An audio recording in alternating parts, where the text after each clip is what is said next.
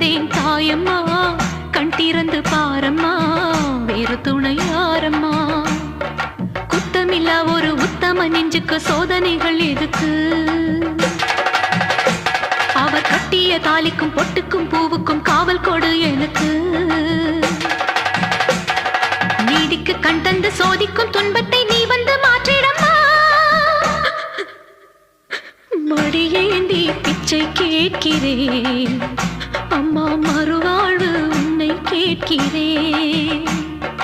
மடியேந்தி பிச்சை கேட்கிறேன் அம்மா, மறுவாழ்வு உன்னை கேட்கிறேன்.